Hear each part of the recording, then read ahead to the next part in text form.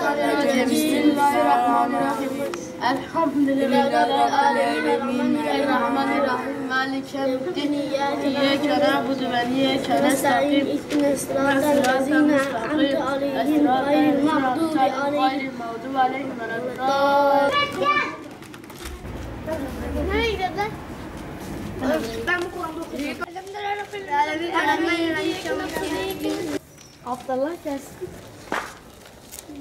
Öğrencilerimiz hem Kur'an-ı Kerim hem dini bilgiler hususunda bilgiler aldılar.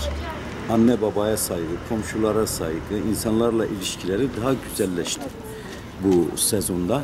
Kur'an kursunda namazı öğrendim, Allah'a ibadet etmeyi öğrendim, orucu öğrendim, zekatı öğrendim,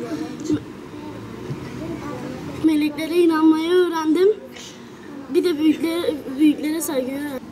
Sen neler öğrendin yaz Kur'an kursunda? Kur'an öğrendim, abdest almayı öğrendim, namaz kılmayı öğrendim. Namaz kılmayı öğrendim, dua etmeyi öğrendim, Allah'a secde etmeyi öğrendim. Sonra büyüklerime saygı, küçüklerime sevgiyi öğrendim.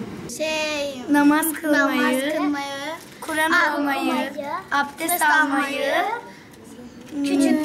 küçüklerimize merhamet göstermek, büyüklerimize saygı göstermek, bir de Kur'an-ı Kerim okumak.